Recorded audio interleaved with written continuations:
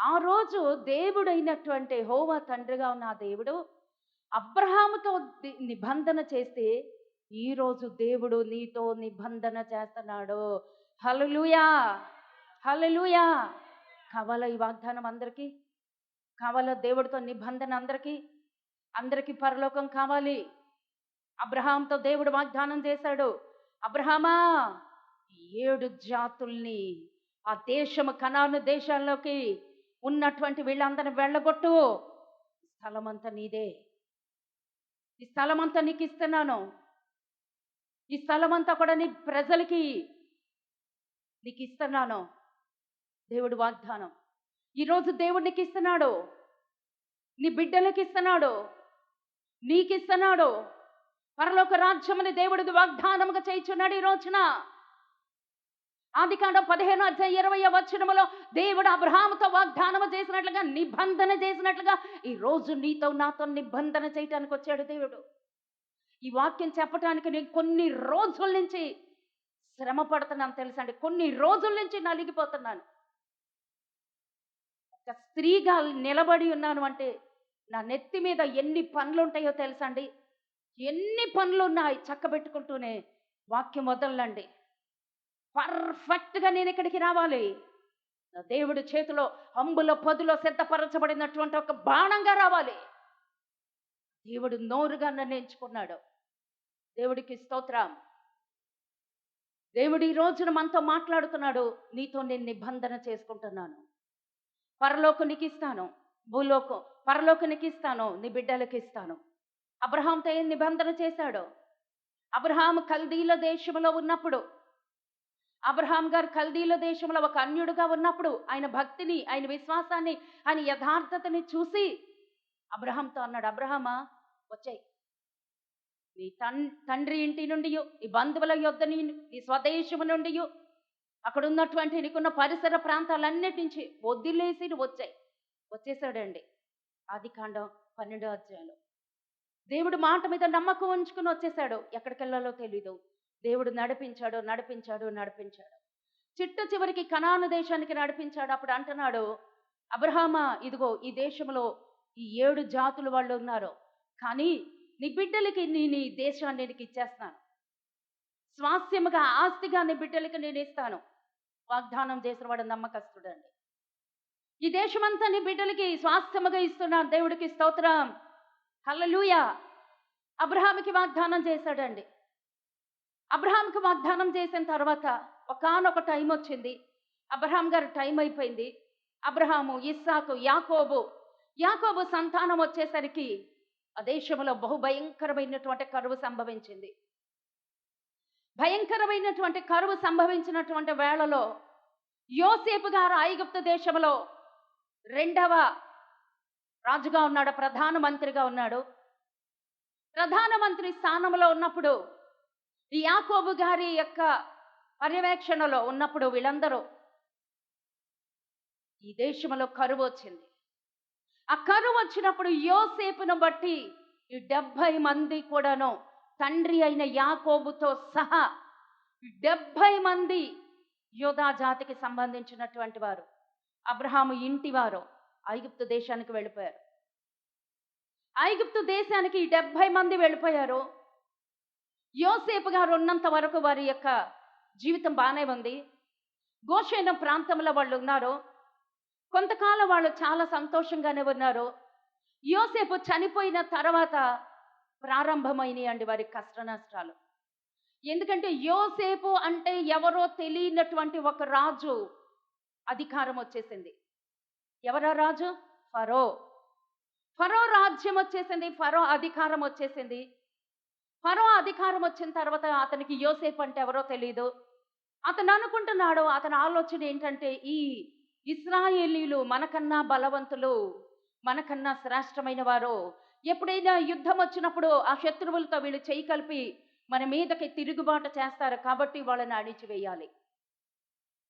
ఆయన ఆలోచన అదే. వారిని అణిచివేయాలి కాబట్టి వీళ్ళని బానిసలుగా మనం స్వాధీనం చేసుకోవాలి. అయిపోయింది. బానిసలు అయిపోయారు. బానిసలుగా ఐగుప్తు దేశంలో 430 సంవత్సరాలు ఉన్నారండి. 430 సంవత్సరాలు భయంకరమైనటువంటి బానిసత్వం, కొరడా దెబ్బలు, ఆ మట్టి పిసికి ఇటుకలు తయారు చేయటం, చాలా కఠినమైనటువంటి శోధనలు గుండా వాళ్ళు వెళ్తున్నారు. గోను పట్టాలు కట్టుకున్నారు. వారి స్థితి చాలా దుర్భరమైనటువంటి స్థితి అండి. 430 సంవత్సరాలు, 4-5 తరాలు అయిపోయిందండి. అప్పుడు మొర పెడుతున్నారు, ప్రభువా మమ్మల్ని విడిచిపెట్టద్దు, మా అబ్రహాము దేవుడు నీవే, ఇస్సాకు దేవుడు నీవే, యాకోబు దేవుడు నీవే, మమ్మల్ని దాటిపోవద్దయ్యా. ఈరోజు నీకు కష్టంలో ఉన్నావా, బాధల్లో ఉన్నావా, నీ కష్టాన్ని దేవుడి దగ్గర పెట్టు. దేవా నన్ను దాటిపోవద్దు అని మొరపెట్టు. ఇశ్రాయేలీయులు మొరపెట్టినట్లుగా నువ్వు మొరపెట్టు. నీ మొర విని దాటిపోనటువంటి దేవుడిని నువ్వు కలిగి ఉన్నావు. అందుకే చప్పట్లు కొట్టి దేవునికి స్తోత్రాలు చెల్లించుదా. నీ కన్నీరుని చూసి దాటిపోవడం. ఎరుక గుట్టివాడు మొర పెట్టినప్పుడు ఆగిపోయి నీకేం కావాలన్నాడు. అదే దేవుడు ఈ రోజున ఇక్కడికి వచ్చారు. మీకు తెలుసా, వాక్యం చెప్పటం అంటే, పులిపీఠం ఎక్కటం అంటే, ఆ బలిపీఠం మీద పెట్టబడినటువంటి పస్కా బలి పశువు బలైపోవటానికి సిద్ధమవ్వాలండి. వాక్యం చెప్పటం అంటే అది, దేవుడి సేవ అంటే అది చాలా కష్టతరమైనటువంటిది, సమర్పణతో కూడినటువంటిదండి. హల్లెలూయా. దేవుడిచ్చిన ఈరోజు సందేశం ఏంటో బలమైనటువంటి సందేశం. కొన్ని జాతులు ఉన్నాయి, ఆ జాతులు తరిమేయాలి. ఎందుకంటే నీకు నేను వాగ్దానం చేస్తున్నాను, అబ్రహాముకి వాగ్దానం చేసినట్లుగా నీకు వాగ్దానం చేస్తున్నాను. ఈరోజు అబ్రహాము నడిపించినట్లుగా నడిపిస్తాను, తన సొంత ప్రజల్ని నడిపించినట్లుగా. ఆ ఇశ్రాయేలీలందరూ 430 సంవత్సరాలు బానిసత్వంగా ఉన్నప్పుడు దేవుడికి మొర పెట్టడం ప్రారంభించారు. దేవుడికి మొర పెడుతూ కన్నీరు కారుస్తుండగా వాళ్ళ మొరలు ఆలకించాడు. మోషేని దేవుడు ఏర్పాటు చేసుకొని, నాయకుడిగా ఏర్పాటు చేసుకొని, మోషే గారి నాయకత్వంలో వాళ్ళని విడిపించారండి. మోషే గారి నాయకత్వంలో వాళ్ళని 430 సంవత్సరాల తర్వాత విడిపించి 40 సంవత్సరాల అరణ్య మార్గం గుండా నడిపించాడండి. అందుకు దేవునికి స్తోత్రం కలుగునుగాక. 40 సంవత్సరాల అరణ్య మార్గం గుండా నడిచి వారు తీరా ఆ స్థలంకి వచ్చేసరికి ఎవరున్నారో తెలుసండి? మనం ఇందాక చదివాం కదా, ద్వితీయోపదేశ కాండములో మనం చదివాము ఆ 7వ అధ్యాయంలో. అక్కడ ఎవరెవరు ఉన్నారో తెలుసండి? బలమునకు మించిన వాళ్ళు. 7వ అధ్యాయం, నీవు స్వాధీనపరచుకుని పోవు దేశములోనికి నీ దేవుడైన యెహోవా నిన్ను చేర్చి బహుజనములను, అనగా సంఖ్యకును బలమునకును నిన్ను మించిన నీ శత్రువు ఎవడో తెలుసండి? నీకున్న సమస్య ఏంటో తెలుసండి? నీకున్న శోధన ఎలా ఉందో తెలుసా? నిన్ను మించి ఉంది శోధన, నిన్ను మించి ఉంది సమస్య. కానీ కృంగిపోవద్దమ్మా, భంగపడిపోవద్దు, ఆగిపోవద్దు. పోరాటం ఉంది. క్రైస్తవత్వం అంటే ఏదో సరదాగా తీసుకునేది కాదండి, పోరాటం. మీకు ఒక మాట చెప్పనా, మంచి మాట. ఇశ్రాయేలు దేశంలో ప్రతి స్త్రీ అయినా, ప్రతి పురుషుడైనా వారి జీవితంలో యవ్వన కాలంలో 2 సంవత్సరాలైనా మిలిటరీలో వాళ్ళు జాయిన్ అవ్వాలి. మిలిటరీ విధి విధానాలు నేర్చుకోవాలి. యుద్ధానికి సిద్ధమైనటువంటి యుద్ధ నైపుణ్యం వాళ్ళు ఈ రోజుకి నేర్చుకునే ఉండాలి. హల్లెలూయా. అది దేవుడు నేర్పినటువంటిది. వాళ్ళకు ఒకటి తెలుసండి, ఎందుకంటే ఏనాడైనా పాలస్తీనా వాళ్ళతో యుద్ధం, 3వ ప్రపంచ యుద్ధం అక్కడే. కాబట్టి ప్రతి ఒక్కరిని ఆ దేశస్తులు దేవుడి మీద ఆధారపడితే దేవుడు వారిని ఎలా నడిపించారో తెలుసండి? ప్రతి ఒక్కరిని కూడాను సైనికుడిగా మార్చారండి. అది క్రైస్తత్వం అంటే. పౌలు గారు తిమోతికి కూడా అదే చెప్తాడు, ఒక సైనికుడిలాగా నువ్వు తయారవ్వాలి. ఉన్నామా? సైనికుల్లాగా ఉంటున్నామా? నిద్రపోతుంటున్నామా? నిర్లక్ష్యంగా ఉంటున్నామా? సరదాగా క్రైస్తవత్వం చావటానికైనా సిద్ధం. అలా ఉండాలి. దేవుడు ఏం చెప్తున్నాడో చూడండి. సంఖ్యకును బలమునకును నిన్ను మించిన హిత్తీయులు, గిర్గాషీయులు, అమోరీలు, కనానీయులు, పెరిజ్జీలు, హివ్వీయులు, యెబూసీయులు 7 జనములను నీవు నీ ఎదుట నుండి వెళ్ళగొట్టిన తరువాత ఈ దేశాన్ని నువ్వు స్వతంత్రించుకుంటావు. వెళ్ళగొట్టు. 31 రాత్రి దేవుడు మనతో స్పష్టంగా మాట్లాడే మాట ఏంటండి? తరుము. అంటే దేవుడు ఏం నేర్పిస్తున్నాడు మనకి? యుద్ధం నేర్పిస్తున్నాడు. వెళ్ళగొట్టు వాళ్ళని, హతము చేయి వాళ్ళని, నిర్మూలము చేయి. చిగురు పుట్టడానికి వీల్లేదు, వేరు ఉండడానికి వీల్లేదు. నరికి తీసి పక్కన పడాయి. ఎవరిని? 7 జాతుల వారు. ఏంటా 7 జాతులు? ఆదికాండములో అబ్రహాంకి 15:20 వాగ్దానం. ద్వితీయోపదేశ కాండములో దేవుడు ఆ యొక్క మోషే గారికి చెప్తున్నారు, ఆ జాతులందరినీ విడిపించావు కదా, ఇశ్రాయేలీలందరినీ తీసుకొచ్చావు కదా, అక్కడ ఎవరు ఉన్నారు? వీళ్ళందరూ ఎందుకున్నారు? ఎలా ఉన్నారు? ఆ కనాను దేవుడికి వాగ్దానం దేవుడు అబ్రహాంకి వాగ్దానం చేశాడు కదమ్మా. కొంచెం నిదానంగా చెప్తాను, దయచేసి వినండి, గ్రహించండి. అబ్రహాంకి ఈ ప్లేస్ అంతా నీదే అన్నాడు కదా, ఈ స్థలం అంతా నీదే అన్నాడు కదా, ఇది నీది, నీ పిల్లలదే అన్నాడు కదా. శత్రువు ఎందుకు వచ్చాడు? శత్రువు ఎందుకు వచ్చాడు? శత్రువు ఎందుకు స్వాధీనపరుచుకున్నాడు? శత్రువు ఎందుకు ఆక్రమించుకున్నాడు అంటే, వీళ్ళు 430 సంవత్సరాలు ఐగుప్తులోనికి వెళ్ళిపోయారు. ఆ స్థలం ఖాళీ అయిపోయింది. ఆ స్థలం ఎప్పుడైతే ఖాళీ అయిపోయిందో శత్రువు వచ్చి ఆక్రమించుకుంటాడు. దేవుడు ఉండాల్సిన నీ హృదయములో దేవుడికి చోటు ఇవ్వకుండా ఇంకొక దానికి చోటు ఇచ్చే వరకు వాడు ఆక్రమించేసుకుంటాడు. దేవుడు అందుకే సెలవిస్తున్నాడు, ఆ దురాత్మని, లోకాసు వార్తలో ఉంటుంది, ఆ దురాత్మని బయటికి తోలేసిన తర్వాత దాన్ని రానియకూడదు. మరలా క్రియలు, ఆ చేష్టలు మనకు ఉండకూడదు. అవి గనక ఉన్నాయి అనుకో, అది ఇల్లు ఊడ్చి శుభ్రం చేయబడటం చూసి మరి 7 దెయ్యాలను తీసుకొస్తుంది. ఆ 7 దెయ్యాలే ఏళ్ళు. ఏంటి 7 జాతులు. అక్కడ 7 దెయ్యాలు లోకాసు వార్తలో. ఆ 7 దెయ్యాలేంటో 7 జాతులు అంతే. మనలో నుంచి ఒక పాపాన్ని మనం తృణీకరించిన తర్వాత దాని వైపు కూడా చూడకూడదు. అంటే అది చిగురు పెట్టకూడదు మనలో. చిగురు పెట్టకూడదు అంటే వేళ్లతో సహా పెకిలించేయాలి, కాల్ చేయాలి. ఇదే అధ్యాయంలో దేవుడు చెప్తున్నాడు, ద్వితీయోపదేశ కాండములో, నిర్మూలము చేసేయి, హతము చేసేయి, వెళ్ళగొట్టడంతో మాత్రమే ఆగిపోవద్దు. దేవుడు సెలవిస్తున్నాడు. వీళ్ళు ఇంత అక్కడి నుంచి ఐగుప్తు దేశం నుంచి విడుదల పొంది 40 సంవత్సరాలు కాలినడకన నడుచుకుంటూ వాళ్ళ దేశానికి వాళ్ళు వచ్చేసరికి, ఇది మా స్థలం, ఇది మా పితరుడైనటువంటి అబ్రహాముకి దేవుడు స్వాస్థ్యముగా ఇచ్చాడో, ఇది మాదే అంటే వాళ్ళు ఎందుకు ఒప్పుకుంటారండి? వాళ్ళు ఎందుకు ఒప్పుకుంటారో? వీళ్ళు ఎప్పుడైతే వెళ్ళిపోయారో, ఆ స్థలం ఎప్పుడైతే ఖాళీగా ఉందో శత్రువు వచ్చి ఆక్రమించుకున్నాడమ్మా. బహు జాగ్రత్త.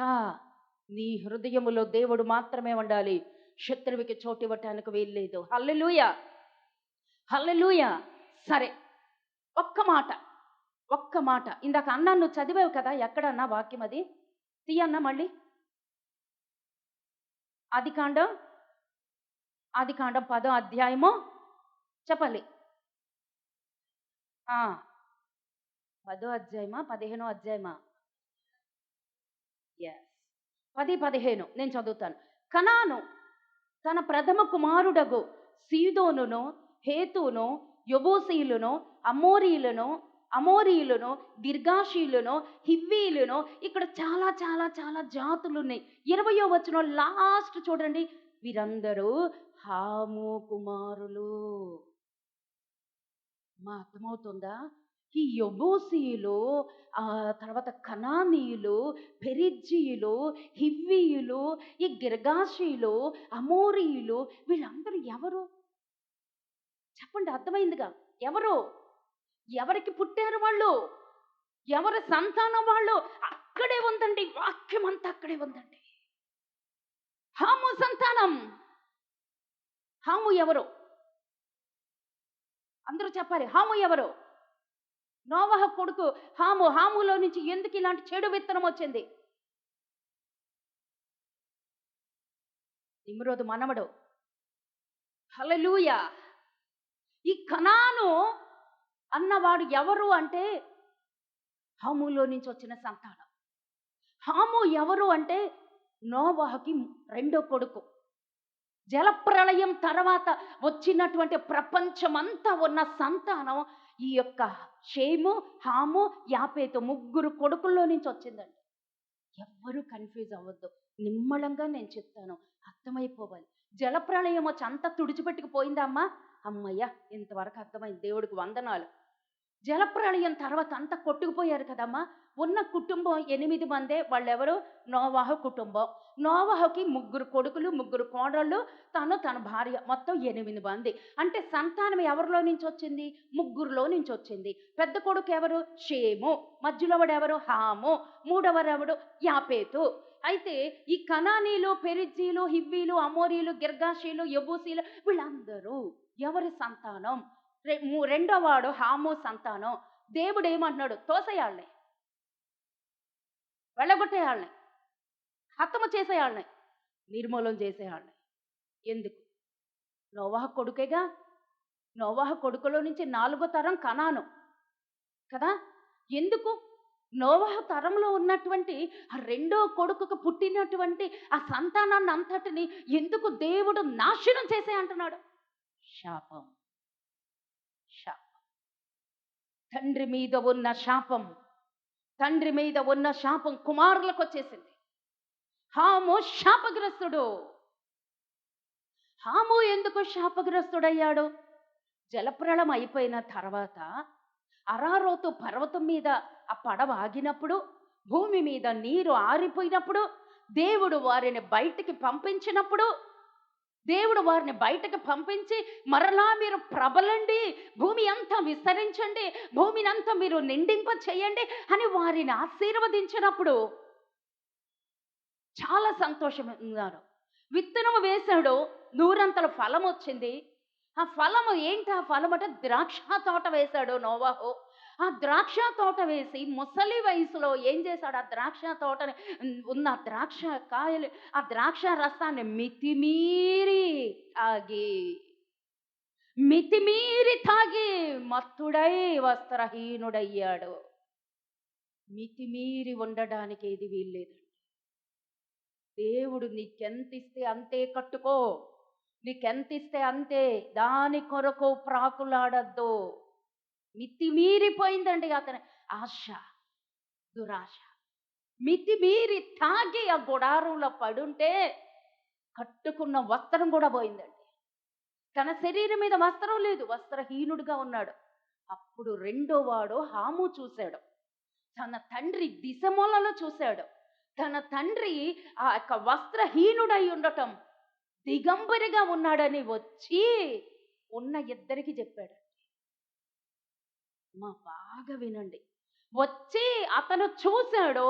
వచ్చి ఇంకా మిగిలిన అన్నలిద్దరికి చెప్పాడు. అన్నకి తమ్ముడికి ఇద్దరికి చెప్పాడు. ఎందుకంటే హాము రెండోవాడు. ఎప్పుడైతే ఆ మాట చెప్పాడో పెద్దవాడు ఏం చేశాడో తెలుసండి? ఆ పెద్దవాడు రెండోవాడు అంటే మూడోవాడు, పెద్దవాడు మూడోవాడు ఏం చేశారో తెలుసా? తన తండ్రి వస్త్రాన్ని, మరొక వేరు వస్త్రాన్ని తీసుకొచ్చి తన తండ్రి దిశమలలో చూడకుండా, ఆ యొక్క దిగంబరత్వాన్ని చూడకుండా వెనక నుంచి వచ్చి తండ్రి మీద వస్త్రాన్ని కప్పారండి. దేవునికి స్తోత్రం కలుగునుగాక, దేవునికి మహిమ కలుగునుగాక.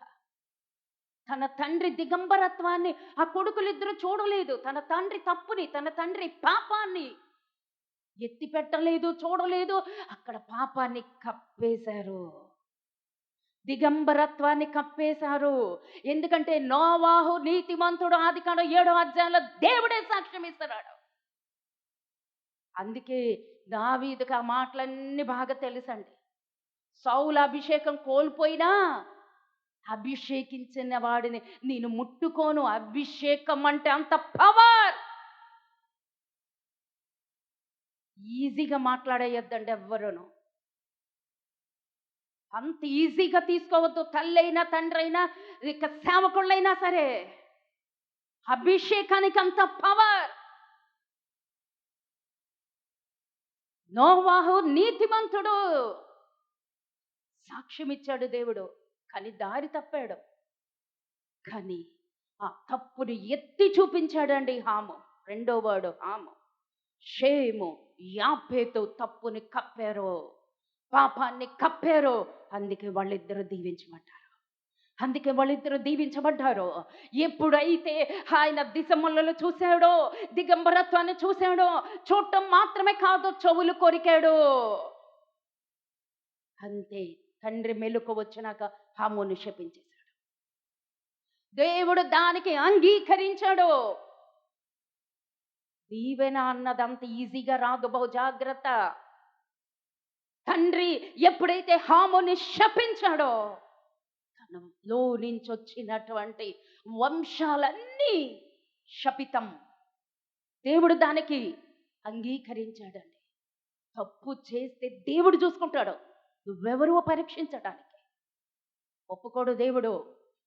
నీతిమంతుడు 7 మార్లు పడిపోయినా లేపుతానన్నాడు యోషా గ్రంథములో. నువ్వెవరు లెక్కలు చూడటానికి, తీర్పు తీర్చటానికి? జాగ్రత్త. అంతేనండి. హాములో నుంచి వచ్చినటువంటి వాళ్ళే ఈ 7 జాతులు. జాగ్రత్త. ఇక్కడి నుంచి వచ్చిన కొన్ని జాతులోనే ఇంకో జాతి వేరుగా ఉంది. నాకు చెప్పటానికి చాలా సమయం కాలే, కానీ అవ్వట్లేదు. హల్లెలూయా, హల్లెలూయా. దేవుడికి స్తోత్రం. అదేనండి శపితం. తండ్రి శాపం బిడ్డల మీదకి వచ్చేసింది. ఆ తరాలు శపితమే. అందుకే దేవుడు అన్నాడు, ఆది కాండం 15వ అధ్యాయం 20వ వచనంలో దేవుడు ఆ స్థలాన్నంతటి నీకు ఇస్తున్నాను అన్నాడు. కానీ బిడ్డలు కోల్పోయారండి. ఇక్కడ ఉన్నటువంటి హాము కొడుకులు శపితము. వాళ్ళేనండి వీళ్ళందరూ కూడాను, వాళ్ళే వీళ్ళందరూ. అందుకే అన్నాడు, తరిమే వాళ్ళందరినీ తరిమేసి. నువ్వు తరమాలి. ఎవరిని తరమాలి? మూలవాక్యంకి వెళ్ళిపోదాం. ద్వితీయోపదేశ, నువ్వు స్వాధీనపరుచుకుంటావా పరలోకం? నీకు కావాలా పరలోకం? ఎంతమందికి కావాలి పరలోకం? చిన్న చిన్న చేతులు కనిపిస్తున్నాయి. నాకైతే పూర్తిగా కావాలి. అమ్మ మార్తమొద్దా? ఎత్తాలి చెయ్యి, దేవుడు చూస్తాడు. హల్లెలూయా. నువ్వు స్వాధీనపరుచుకుంటావు అంటున్నాడు ఈరోజు. ఇశ్రాయేలీల ప్రయాస 40 సంవత్సరాలు అరణ్య యాత్ర, కాలి నడకన నడుచుకుంటూ వచ్చి దేన్ని స్వాధీనం చేసుకున్నారంటే కనాను దేశాన్ని, పాలు తేనెలు ప్రవహించే దేశాన్ని. ఆ యొక్క మోషే గారు ఆ వేగు చూడమని పంపిస్తే ఆ దేశంలో ఎలా ఉంది? ద్రాక్ష గెల అందరికీ తెలుసు. కాడి 2 భుజముల మీద కాడి పెట్టి ఇక్కడ నుంచి ఇంతవరకు ఇంచుమించు నాకన్నా హైటే ఉందండి ద్రాక్ష గెల. మన ద్రాక్ష గెల ఒక చెయ్యి చాలు, ఒక హస్తం చాలు. వాళ్ళ ద్రాక్ష గెల 2 కాడి మీద పెట్టి మోసుకుంటే అడ్డంటి ఆశీర్వాదం. నీ కొరకు దేవుడు సిద్ధపరిచింది అది. నువ్వు మొయ్యలేని ఆశీర్వాదాన్ని, నువ్వు తలంచలేనటువంటి ఆశీర్వాదం ఈరోజు దేవుడు సిద్ధపరిచాడు. పొందుకుంటావా, పోగొట్టుకుంటావా? నీ ఇష్టం. దేవుడికి స్తోత్రం. హల్లెలూయా. ఈ రోజున దేవుడు అంటున్నాడు, మూలవాక్యం ద్వితీయోపదేశకాండం 7వ వచనం 7వ అధ్యాయం, నీవు స్వాధీనపరచుకొనబోవు దేశములోనికి నీ దేవుడైన యెహోవా నిన్ను చేర్చి బహుజనములను అనగా సంఖ్యకును బలమునకును నిన్ను మించిన నీ శత్రువు బలం చాలా గట్టిది. ఎవరు? హిత్తీయులు, గిర్గాషీలు, అమోరీలు, కనానీలు, పెరిజ్జీలు, హివ్వీలు, యెబూసీలు 7 జనములు అక్కడ స్వాధీనపరిచేస్తున్న నీ ఆస్తిని. వాళ్ళతో నీకు యుద్ధం ఉంది, వాళ్ళతో నీకు పోరాటం ఉంది. నువ్వు పోరాటం చేయి, నువ్వు యుద్ధం చేయాలి. యుద్ధం చేయి. వీళ్ళందరూ ఆ రోజు ఆ ప్రతిష్ఠిత భూమిలో అక్కడ వాళ్ళు ఉన్నారు. ఈరోజు నువ్వు ప్రతిష్ఠితురాలివి. ఈరోజు నువ్వు ప్రతిష్ఠితురాలివి. నీలో కూడా అవి బయటికి తోసేస్తేనే మనం పరలోకాన్ని సంపాదించుకుంటాం. ఎవరు అంటే, నేను ఎక్కువ చెప్పనండి, నాకు పావుగంటే సమయం ఉంది. టకటకట రిఫరెన్స్ చెప్తాను, మీరు రాసుకుంటే రాసుకోవచ్చు. సంఖ్యాకాండము 13వ అధ్యాయం 39వ వచనములో, సంఖ్యాకాండము 13వ అధ్యాయం 39వ వచనంలో ఎవరున్నారు తెలుసండి? దేవుడు చెప్పినటువంటి హిత్తీయులు ఉన్నారు అక్కడ. సంఖ్యాకాండం 13వ అధ్యాయం 39వ వచనంలో ఎవరున్నారు తెలుసండి? హిత్తీయులు అనగా ఎవరో తెలుసండి? ఆమోసు గ్రంథంలో కూడా ఉంటది. ఆ హిత్తీయులు ఎవరో తెలుసండి? చాలా బలవంతులండి, చాలా బలాజ్యులు. 6 మూరల 9 జానుల ఎత్తున్నటువంటి ఎవరండి ఆయన? గొలియాతు కదమ్మా. అలాంటి వాడు 6 మూరల జానుడు ఎత్తంటే ఎంతో తెలుసమ్మా? 13 అడుగుల, ఎంతమ్మా? 13 అడుగులు ఎత్తంటండి. 13 అడుగుల ఎత్తుంటారు. అటువంటి సామర్థ్యం కలిగినటువంటి వాళ్ళు అక్కడున్నారు. వారి మంచాల గురించి కూడా రాయబడి ఉన్నదండి. వారు చాలా పెద్ద పెద్ద మంచాలు. ఎందుకంటే వాళ్ళు ఉన్నత దేహులు. వాళ్ళు ఉన్నత దేహులు, చాలా బలమైనటువంటి వాళ్ళు, స్ట్రాంగ్ పర్సన్స్. వాళ్ళ ఎత్తే 13, 14 అడుగులు ఎత్తుంటే వాళ్ళు ఉన్నతమైనటువంటి దేహులు అని చెప్పి దేవుడు రాశాడు. వారి మంచాల గురించి కూడా రాశాడు అండి దేవుడు. పెద్ద పెద్ద మంచాలు తిష్టేసుకుని కూర్చున్నారు. తిష్టేసుకుని కూర్చున్నారు. ఎవడో ఎవడాడు ఎవడో ఏదో పాపం తిష్ట వేయబడి ఉన్నది మనలో. పాపం పోవాలి, ఆ పాపాన్ని వెళ్ళగొట్టు అంటున్నాడు. ఆ హిత్తీయులు దేనికి సాదృశ్యంగా ఉన్నారంటే సంఖ్యాకాండం 13వ అధ్యాయం 39వ వచనములో వారు ఎక్కడున్నారో తెలుసమ్మా? కొండల మీద వాళ్ళు నివాసం ఉంటున్నారు, ఎత్తైనటువంటి ప్రదేశంలో నివాసం ఉంటున్నారు. అంటే వాళ్ళని జయించాలి అంటే నువ్వు చాలా శక్తి ఉపయోగించాలి, చాలా బలము నువ్వు ఉపయోగించాలి. వాళ్ళు ఎందుకు, వాళ్ళతో దేవుడు ఎందుకు తోసేసాయి అంటున్నాడు అంటే వాళ్ళ గురించి మొదటి రాజుల గ్రంథం 11వ అధ్యాయము 1వ వచనంలో కూడా రాసి పెట్టే ఉంచాడండి దేవుడు. ఏమని తెలుసమ్మా? రాజైనటువంటి సొలొమోను రాజుకి అంటున్నాడు, సొలొమోను నువ్వు వాళ్ళతో సహవాసం చేయొద్దు, వాళ్ళతో నువ్వు మాట్లాడొద్దు, వాళ్ళ పిల్లల్ని నువ్వు చేసుకోవద్దు, మీ వాళ్ళని వాళ్ళకి ఇవ్వద్దు, వాళ్ళ చేతులు కూడా తాకద్దు. ఎందుకని? వాళ్ళు మీ హృదయాలని వారి వైపు తిప్పేస్తారు. కాబట్టి వాళ్ళకి నువ్వు దూరంగా ఉండు. ఈ యొక్క బైబిల్ గ్రంథములో ఈ యొక్క మాటలకి అర్థం అండి ఏమంటారో తెలుసండి? బైబిల్ గ్రంథాలకి అర్థం చెప్పేటువంటి రిఫరెన్స్ ఏంటో తెలుసండి? ఈ యొక్క మొదటి వాళ్ళ హిత్తీయులు అనగా ఏంటో తెలుసండి? భయం. భయం. హిత్తీయులు అన్నదానికి బైబిల్ వర్సెస్లో, బైబిల్ వాక్యాలకు అర్థంలో ఏంటో తెలుసంటే భయము. భయము అంటే ఏంటో తెలుసు? ఏదో బలమైనటువంటి ఒక సమస్యకి నీకు భయం భయం భయం గుప్పెట్లో బతుకుతున్నావు. ఆ భయాన్ని విడిచిపెట్టు, నువ్వు దేవుడి వైపు చూడు, నువ్వు దేవుడి మీద నీలో హృదయంలో ఏదో గూడు కట్టుకున్నటువంటిది, ఏదో బలమైన సమస్య, దాని దగ్గర నువ్వు వణికిపోతున్నావు. అదే అదే దేవుడు చెప్తున్నటువంటి హిత్తీయులు దేనికి సాదృశ్యము అంటే భయము. భయము. రెండవది గిర్గాషీయులు. గిర్గాషీయులు నువ్వు వాళ్ళని తోసేయి, వాళ్ళని జయించేయి అనేసి దేవుడు సెలవిస్తున్నాడు. ఆ గిర్గాషీయులు ఎక్కడున్నారో తెలుసండి? ఆ గిర్గాషీయులు ద్వితీయ దేశ కాండంలో ఉన్నారు. తర్వాత ఆది కాండము 10వ అధ్యాయము 16వ వచనములో వాళ్ళు ఉన్నారు. గిర్గాషీయులు అంటే అర్థాలే చెప్తానమ్మా, చాలా జాగ్రత్తగా వినండి. నేను ఎంత కష్టపడ్డానో, చెప్పడానికి ఎంత ప్రయాసపడుతున్నానో, అర్థం చేసుకున్న హృదయం ఇవ్వాలని దేవుడిని ఎంత ప్రాధేయపడుతున్నానో, దేవుడిని అడుగుతున్నానో. హిత్తీయులు అంటే ఏంటమ్మా? భయము. ఏదో చాలా ఒక భయానికి నువ్వు లోబడిపోయి చాలా దిగులు, కృంగుదల, ఏడుపు, వేదనకి ఉందో ఆ భయాన్ని బయటకు పంపించాడండి.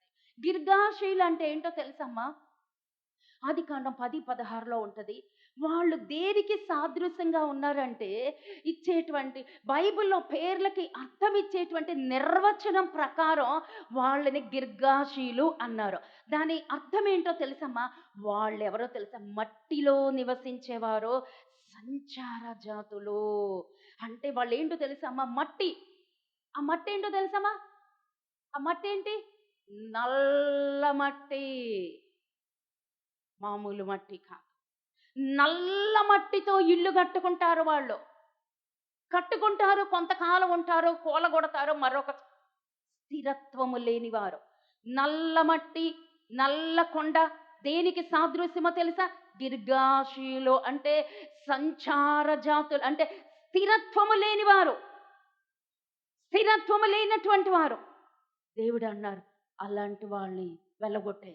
అలాంటి వారు అంటే స్థిరత్వం. ఈరోజు మనం ఒక వాగ్దానం తీసుకుంటామండి. దేవా, ఈరోజు నుంచి ప్రార్థన చేస్తాను, కొత్త సంవత్సరం వచ్చింది, బాగా వాక్యం చదువుతాను, బాగా ప్రార్థన చేస్తాను, నేను సినిమాలు చూడను, లేకపోతే నేను సీరియల్స్ చూడను, లేకపోతే నేను నీకు వ్యతిరేకమైన ఏది చేయను. కానీ ఏది నిలకడగా ఉండాలి, నిలకడగా ఉండాలి.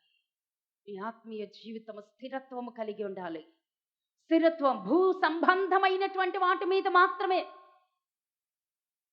వాళ్ళు మనసు పెడతారు. వాళ్ళు ఎంతసేపు కూడా ఏంటో తెలుసా అంటే భూ సంబంధమైనటువంటివి. గిర్గాషీయులు అనగా అర్థం ఏంటో తెలుసండి? భూ సంబంధమైనటువంటి వాటి మీద మాత్రమే మనస్సు పెట్టిన వారు. నల్లమట్టి వాడు చేసేటువంటిది ఏంటో తెలుసా? నల్లమట్టితో ఇల్లు కట్టుకుంటారు, కొంతకాలం ఉంటారు, కూలగొట్టుకుంటారు, మళ్ళీ ఇంకొస్తారు. అంటే వాడికి స్థిరత్వం లేదు. భూ సంబంధమైనటువంటి వాటి గురించి మాత్రమే ప్రయాస ప్రయాస ప్రయాస. ఏమి తిందుమా, ఏమి తాగుదామా, ఏమి ధరించుకుందామా, ఏమి ఏమి ఏమి ఎలా ఎలా ఎలా ఇదే. అలా ఉన్నామా మనం? అలా ఉంటే మనలో దీర్ఘాశీలు ఉన్నారు. ఆ మనస్సుని తోసే దేవుడు చెప్తున్నాడు. పైన ఉన్నటువంటి వాటి మీదే కొలసీ పత్రిక 3:1 అపొస్తలుడైనటువంటి పౌలు గారు చెప్తారు కదా, పైన ఉన్నటువంటి వాటిని వెతకండి. మీరు భూ సంబంధమైనటువంటి వాటిని వెతకటానికి మీరు భూ సంబంధమైనటువంటి వ్యక్తులు కాదు. హల్లెలూయా. భూ సంబంధమైనటువంటివి మాత్రమే వెతకమనుకో, అద్భుతమైనటువంటి మాట ఉంటుందండి. 1 కొరింథీయులు 15:19 ఏముంటుందో తెలుసండి? ఈ శరీరం మట్టుకే, మన అవసరాల మటుకే, మన జీవితం మటుకే దేవుడి దగ్గరికి వస్తే అంతకన్నా దౌర్భాగ్యులు లేరు అని 1 కొరింథీయులకు రాసిన పత్రిక 15:19 దేవుడు వాక్యం సెలవిస్తున్నాడండి. ఎలా ఉన్నారా? ఎవరు? హిత్తీలు ఉన్నారా? ఏదో భయం దగ్గర కృంగుదల, వేదన, కృంగిపోతూ ఉన్నావా? ఈరోజు ఆ భయం తీసివేయబడదు దాక. గిర్గాషీలు ఉన్నారా? స్థిరత్వము లేనటువంటి మనస్సు, భూ సంబంధమైనటువంటి వాటి మీద మాత్రమే ప్రయాస ప్రయాస ప్రయాస కొట్టుకులు. వద్దు, నీలో గిర్గాషీలు ఉన్నారు. ఈ రోజు నుంచి నువ్వు తీసేయి. దేవుడు సెలవిస్తున్నటువంటి మాట. ఆ గిర్గాషీలని ఉంచటానికి నువ్వు వీలు లేదు. హల్లెలూయా. తర్వాత ఇంకెవరు ఉన్నారండి? అమోరీలు. వీళ్ళు కూడా 3 జాతులు వాళ్ళు కొండల మీద ఉన్నారండి. వాళ్ళు చాలా చాలా బలమైనటువంటి వారు. 3వ జాతి అమోరీలు. అమోరీలు దేనికి సాదృశ్యం? అమోరీలు దేనికి సాదృశ్యం? వాళ్ళని దేవుడు ఎందుకు తీసివేయమంటున్నాడు అంటే, అమోరీలు అనగా సంఖ్యాకాండం 21:32 ఉంది, ద్వితీయోపదేశ కాండము 2:24 ఉంది, ఆది కాండము 10:15 వాగ్దానం. అక్కడి నుంచి వాళ్ళు వెళ్ళిపోతారు. కారణం ఏంటో తెలుసండి? అమోరీలు. వాళ్ళు ఎలాంటి వాళ్ళో తెలుసండి? అమోరీలు నువ్వు జయించు, నీ శక్తి చాలదన్నాడు. అమోరీలు ఏం చేస్తారో తెలుసండి? ఎవరితో పొత్తు పెట్టుకున్నా వారి మనస్సులని స్వాధీనపరిచేసుకుంటారంట. అమోరీలు ఎవరంటే చాలా క్లారిఫైగా నేను అవన్నీ చదివి రాసుకొచ్చి నేను మీకు చెప్తున్నానండి. అమోరీలతో సహవాసం చేయొద్దు.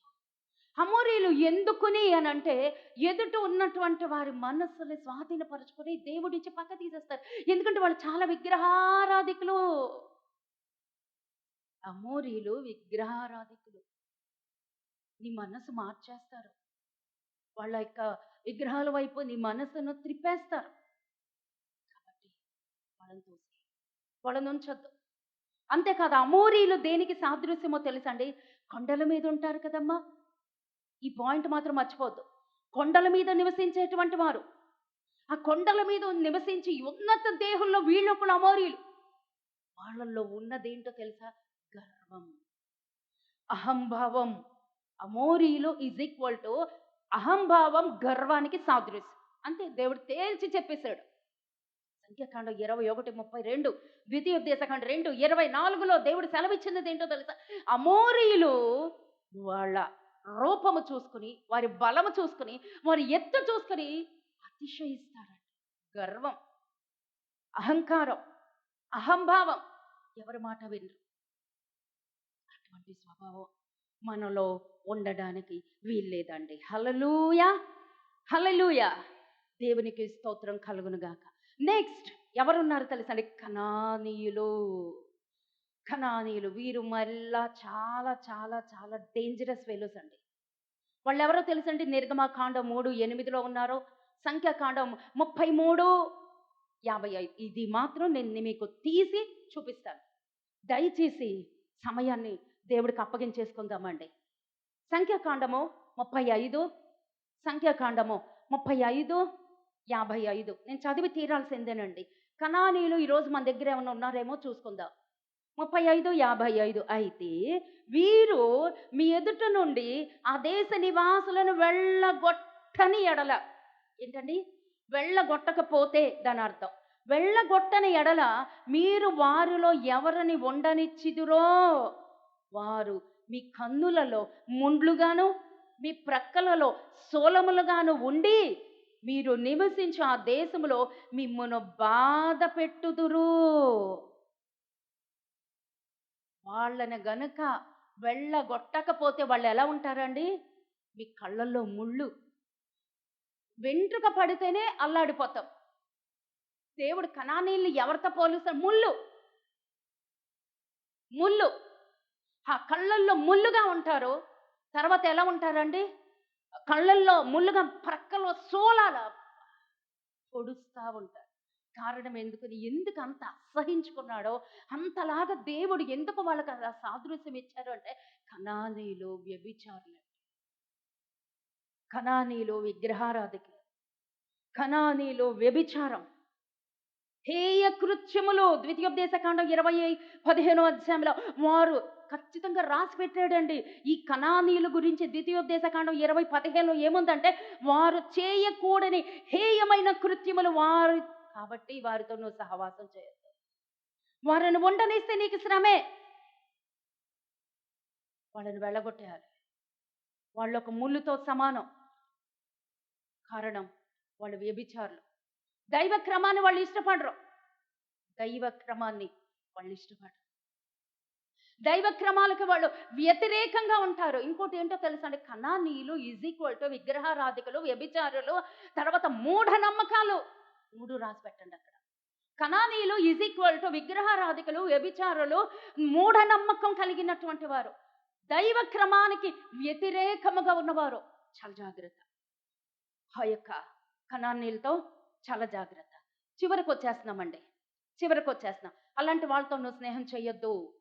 ద్వితీయోపదేశకాండం 29:17 అలాంటి వారితో నువ్వు స్నేహం చేయొద్దు. రాసి పెట్టుకోమ్మా. దేవుడికి స్తోత్రం. తర్వాత పెరిజ్జీయులు. పెరిజ్జీయులు గురించి ఎక్కడ రాయబడిందో తెలుసమ్మా? మొట్టమొదటగా పెరిజ్జీయులు అక్కడ కనాను వంశస్థులు కాదు. పెరిజ్జీయులు కనానుకు పుట్టిన వాళ్ళు కాదు. మరి ఎందుకు వచ్చారు? ఎందుకు తోసేమన్నాడు దేవుడు? ఎందుకు వెళ్ళగొట్టేమన్నాడు? వాళ్ళు ఎక్కడున్నారు? వాళ్ళ యొక్క పుట్టుక ఎక్కడి నుంచి వచ్చింది అంటే 10వ అధ్యాయం, ఆదికాండం 10వ అధ్యాయం 19వ వచనములో 10-19 పెరిజ్జీయులు ఎవరు, ఎందుకని? Very very important. కొన్ని దేవుడు గుర్తుపెట్టేసుకుంటాడు. మనం అనుకుంటాం దేవుడు చాలా మంచోడు, దేవుడు నన్ను అన్ని కొన్ని ఉంచేసుకుంటాడు. జాగ్రత్త. దేవుడు అంటున్నాడు, నువ్వు వెళ్ళు కనాన్ని స్వతంత్రించుకో. అక్కడ పెరిజ్జీలు ఉన్నారు, వాళ్ళని తరిమేయి. వాళ్ళు వెళ్ళకపోతే హతం చేసి చివరికి వాళ్ళని తుడిచేయి. ఎవరా పెరిజ్జీలు? ఆదికాండము 13:7 వచనములో ఏం జరిగిందో తెలుసండి? ఎవరా పెరిజ్జీయులు అంటే, ఆదికాండం 13:7 అబ్రహాము లోతు ఉన్నారండి. గుర్తున్నారా? ఇది బాగా తెలుసు. అబ్రహాము లోతు ఉన్నారు. అప్పుడు అంతకాలం బాగానే ఉన్నారు. అబ్రహాము గొర్రెల కాపరికి, లోతు గొర్రెల కాపరికి ఏం జరిగింది అమ్మా? కలహము రేపబడింది, జగడములో స్టార్ట్ అయినాయి. అబ్రహాము గొర్రెల కాపరికినో లోతు గొర్రెల కాపరికినో కలహాలు వచ్చినాయి, జగడాలు వచ్చినాయి, గొడవలు వచ్చినాయి. ఈ ఇద్దరు వచ్చిన మనశ్శాంతి లేదు. కారణం ఎవరు? పిరిచి. అక్కడ రాశాడు దేవుడు ఆదికాండం 13:7 అబ్రహాము లోతు విడిపోవటానికి కారణం నేను గుర్తు పెట్టుకున్నాను అంటున్నాడు దేవుడు. పెరిజ్జీయులు ఒకవేళ గనక లోతు ఆ స్థలములో నుంచి వెళ్ళకపోతే, లోతు ఆ పెరిజ్జీయులతో సహవాసం కనుక పెట్టుకోకపోతే, అబ్రహాంతో పాటు కనానుని స్వతంత్రించుకుని తీరేవాడు. అందుకు దేవుడు జ్ఞాపకం పెట్టుకున్నాడు. లోతు నశించిపోవటానికి ఈ పెరిజ్జీయుల కారణం. లోతు ఆత్మీయ జీవితం పోగొట్టుకోవటానికి ఈ పెరిజ్జీయుల సహవాసం కారణం. లోతు గనక ఈ పెరిజ్జీయులతో సహవాసం చేయకపోయి ఉండినట్లయితే ఆ సొదొమ గొమొర్రాలకు వెళ్ళేవాడు కాదు. తన భార్య ఉప్పు స్తంభం అయ్యేది కాదు. తన ఇద్దరు బిడ్డలు తండ్రితో వ్యభిచారము చేసి వ్యభిచార సంతానాన్ని కనేవారు కాదు. లోతు పెరిజ్జీలతో స్నేహము చేయటం బట్టే కోల్పోయాడు. దేవుడు వాగ్దానాన్ని కోల్పోయాడు. పెరిజ్జీలతో జాగ్రత్త, వాళ్ళ సహవాసంతో జాగ్రత్త, వాళ్ళ ఉనికితో జాగ్రత్త. నీకున్న ప్రతిష్టతకి భంగం. ఎవరు? నీ స్నేహాలు.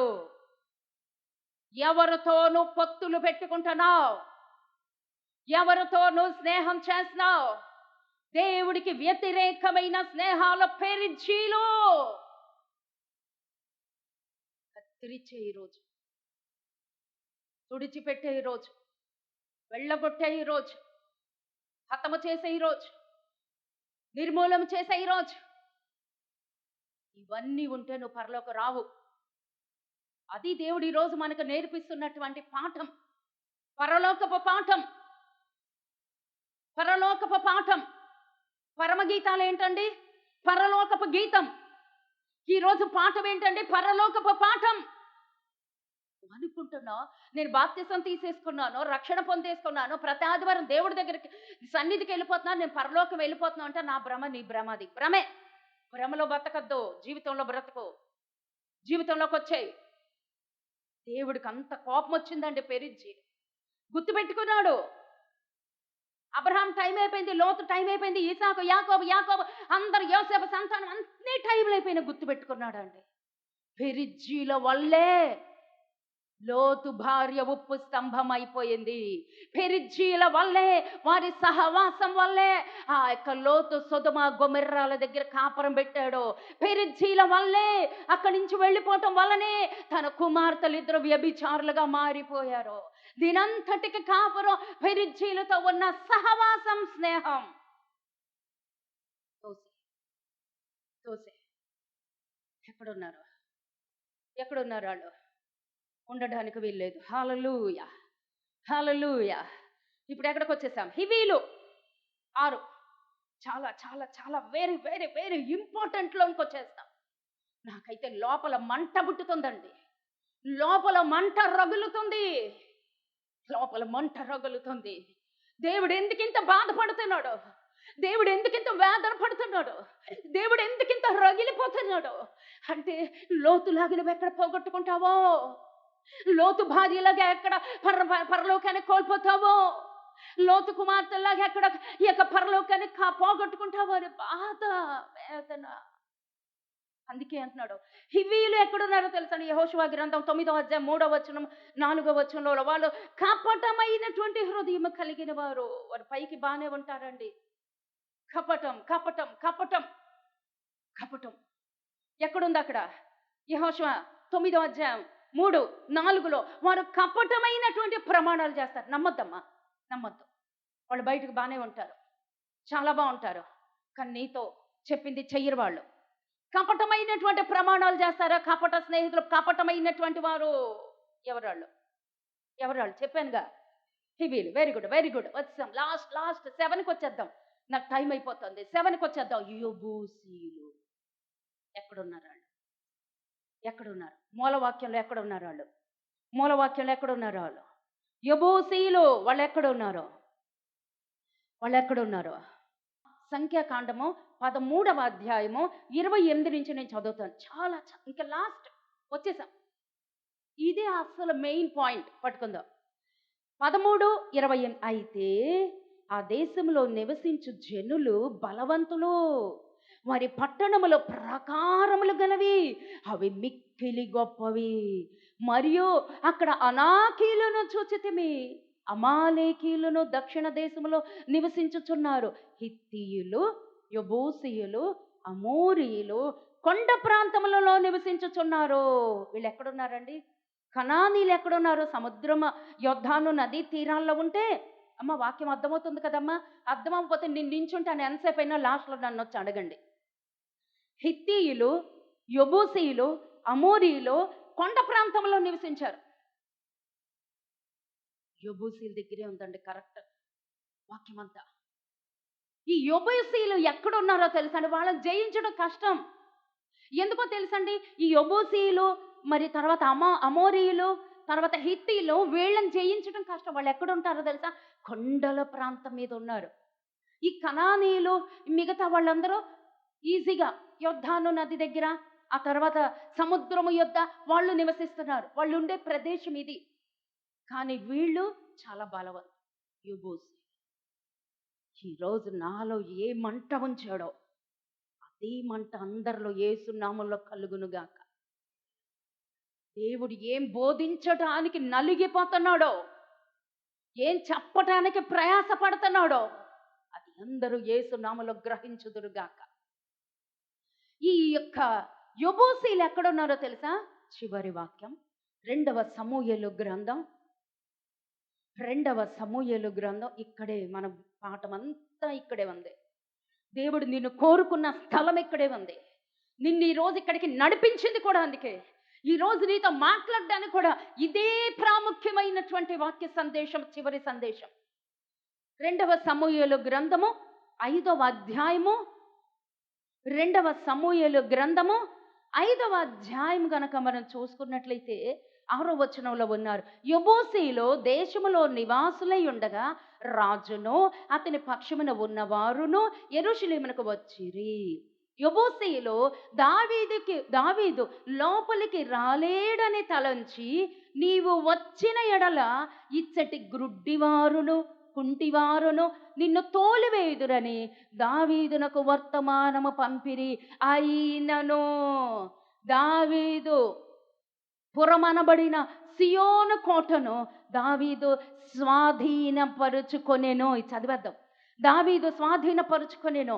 ఆ దినమున అతడు యెబూసీలను హతము చేయు వారందరూ, తర్వాత చెప్తాను. చింటూ బల్లారాధన సిద్ధం చేయి. యెబూసీలు ఎక్కడున్నారు? యెబూసీలు ఎక్కడున్నారు? కొండ ప్రాంతములో ఉన్నారు. కొండ ప్రాంతములలో వాళ్ళు స్థిర నివాసాలు ఉన్నారు. కొండ ప్రాంతంలో అక్కడికి వెళ్ళడం చాలా కష్టం. ఎందుకో తెలుసా? ఈ కొండెక్కి వెళ్ళే లోపల వర్తమానం వెళ్ళిపోద్ది వాళ్ళ దగ్గరికి.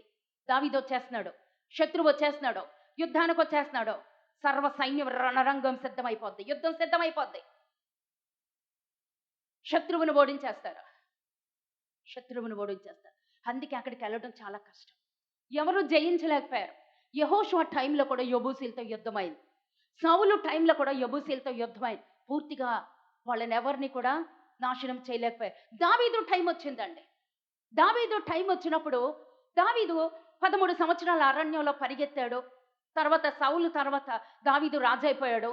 దావీదు రాజైపోయిన తర్వాత హెబ్రోనులో 7 సంవత్సరాలు రాజుగా ఉన్నారు. ఆ 3 ముందు వచనాలు 4, 5, 6 వచనాల్లో ఉంది. పక్కన సంచిలో పెట్టాను చూడు. ఎక్కడున్నాను? దావీదు హెబ్రోన్లో 7 సంవత్సరాలు ఉన్నాడు. దావీదు రాజే. కిరీటం ఉంది, సింహాసనం ఉంది, రాజ్యం ఉంది, రాజుగా పట్టాభిషేకం ఉంది. లోపల సంతోషం లేదు, లోపల ఆనందం లేదు, లోపల సరిపెట్టుకోవట్లేదు. తన దృష్టి అంతా ఇంకో వైపు ఉంది, ఇంకొక యుద్ధం వైపు ఉంది, ఇంకొక పోరాటం వైపు ఉంది. ఆ యుద్ధం వైపు ఏంటో తెలుసండి? ఆ యుద్ధం ఏంటో తెలుసా? 7 సంవత్సరాలు, ఒక రోజు కాదు 2 రోజులు, 7 సంవత్సరాలు హెబ్రోనులో రాజ్య పరిపాలన చేస్తున్నాడు, జేజేలు అందుకుంటున్నాడు. కానీ తన దృష్టి మొత్తం ఇంకో వైపు. ఏంటో తెలుసా అండి? కొండల వైపు ఉంది. యెరూషలేము కొండల మీదన ఆ యొక్క యెబూసీయులు ఆక్రమించుకుని ఉన్నారు. ఆ కొండల మీద యెబూసీయుల ప్రాకారాలు, బలమైనటువంటి ప్రాకారాలు కట్టుకుని సింహాసనం వేసుకున్నాడు, కూర్చున్నాడు. కొండల మీద ఎత్తైనటువంటి స్థలములో ఉండవలసింది ఎవరు? మన తండ్రి అయినటువంటి దేవుడు. మన తండ్రి అయినటువంటి దేవుడు ఉండవలసినటువంటి స్థలంలో యెబూసీయులు సింహాసనం వేసుకుని కూర్చున్నారు. అదండి దావీదు మంట, అదండి దావీదు వేదన. నేను ఎలా అయినా సరే వీళ్ళని జయించాలి, అని ఒక వర్తమానం పంపితే వాళ్ళు ఏమంటున్నారో తెలుసండి. ఇక్కడ మనం చదువుకున్నా కదా 7వ వచనంలో, నువ్వు గనక మా దగ్గరకు వచ్చినట్లయితే మా దగ్గర మేమెందుకు యుద్ధం చేయటం, మా దగ్గర ఉన్న కుంటివారు, మా దగ్గర ఉన్న గుడ్డివాళ్ళు నిన్ను తరిమి తరిమి కొడతారు. వాళ్ళ ధైర్యం. కారణం వాళ్ళు ఉన్నత దేహులు, వాళ్ళు కొండల మీద నివాసం ఉంటున్న వాళ్ళు, ఎత్తైనటువంటి స్థలంలో ఉండేవాడు. దావీదు ఇక్కడికి ఈ కొండెక్కి వచ్చే లోపలే దావీదును హతం చేసేస్తాం. అదండి వాళ్ళ ధైర్యం, అదండి వాళ్ళ ఆలోచన.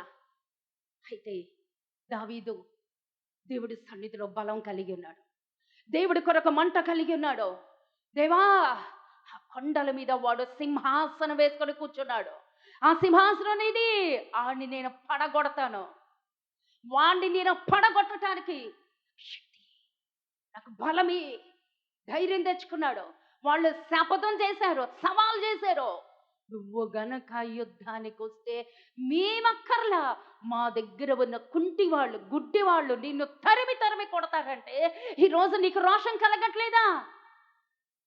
పౌరుషం రావట్లేదా? దేవుడి సన్నిధిలో పౌరుషం కలిగి ఉంటున్నామా? పట్టుదల ఏమైంది దావీదులో ఉన్న పట్టుదల? దావీదు యుద్ధానికి వెళ్ళాడండి. ఎలా వెళ్ళాడో తెలుసా? వాళ్ళు అనుకున్నటువంటి దారిలో రాలేదండి. వాళ్ళు అనుకున్నటువంటి విధి విధానాల్లో యుద్ధం చేయలేదు. దావీదు దేవుని జ్ఞానము కలిగిన వాడు.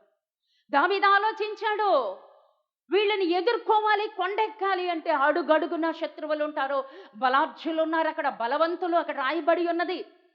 వాళ్ళని జయించాలి అన్న మంట ఆగలేదు. అందుకే ఏం చేశాడో తెలుసండి దావీదు?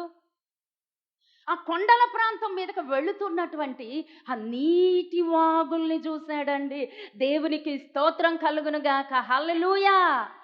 ఆ నీటి వాగులు ఎక్కడి నుంచి వెళ్తున్నాయి?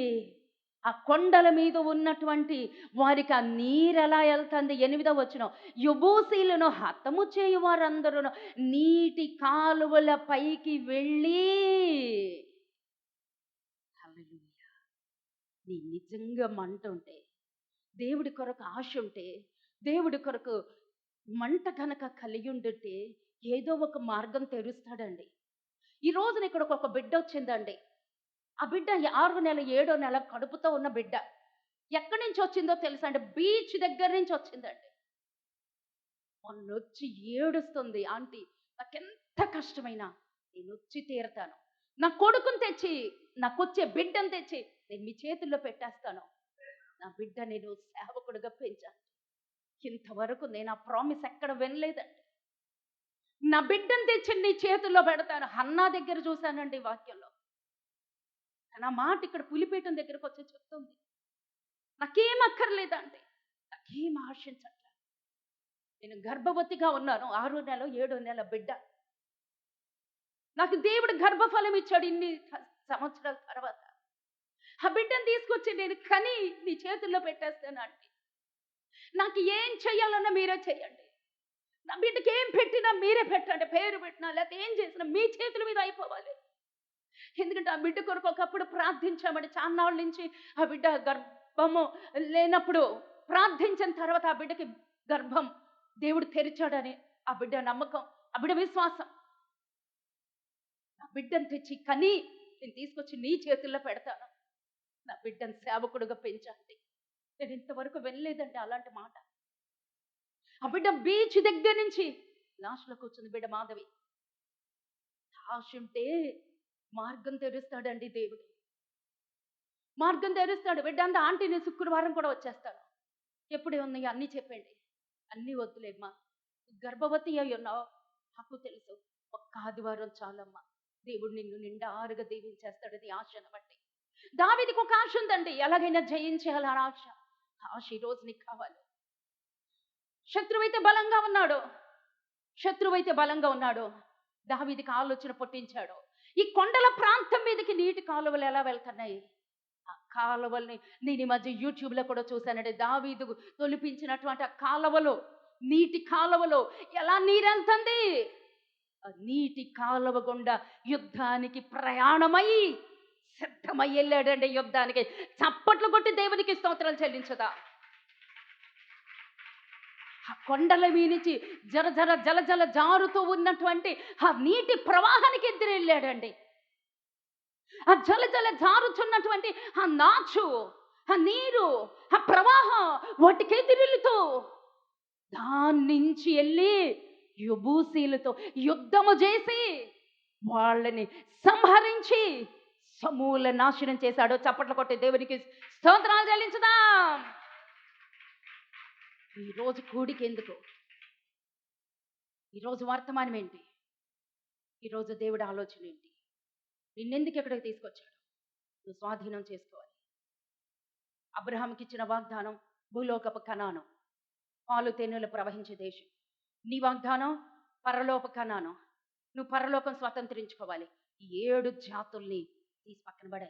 విన్నావు, మనందరం విన్నాం. తీసి పక్కన పడే అన్నాడు. దావీదులో చిట్ట చివరి దావీదు ఎంటర్ అయిపోయాడు. దావీదు మంట ఏంటో తెలుసా? నువ్వు ఉండాల్సిన స్థలంలో, ఎత్తైనటువంటి ఆ కొండల మీద నువ్వు ఉండాల్సిన స్థలంలో వాడు సింహాసనం వేసుకున్నాడు. ఎలాగైనా వెళ్తానయ్యా, కుంటోళ్ళు గుడ్డోళ్ళు కాదు, బలవంతులున్నా వెళ్తాను. మార్గం వెతికాడు. నీటి కాలువల మార్గం గుండా వెళ్ళి, నీటి కాలువల మార్గం గుండా వెళ్ళి వాళ్ళ ప్రాకారాలన్నిటినీ నాశనం చేసి వాళ్ళందరినీ చిట్ట చివరికి వాళ్ళందరినీ సమూల ధ్వంసం చేసి అంతటితో ఆగలేదు. అక్కడే ఉందండి, అక్కడే ఉందండి యెరూషలేము దేవాలయము. దేవునికి స్తోత్రం కలుగును గాక. హల్లెలూయా. దేవునికి మందిరం అక్కడే ఉందండి. దేవుని ఆరాధించిన స్థలం అక్కడే ఉంది. యెరూషలేములో ఆ యొక్క రాజ్య ప్రస్థానం అక్కడికి మార్చేశాడండి. ఈరోజు నీ హృదయంలో ఎవరు ఉన్నారమ్మా? దేవుడు ఉండవలసిన నీ గుండె గుడిలో ఎవరన్నా ఉన్నారా? యెబూసీయుడు లాస్ట్, వాడు ఉండడానికి వీల్లేదు. దేవునికి సింహాసనం ఉందా?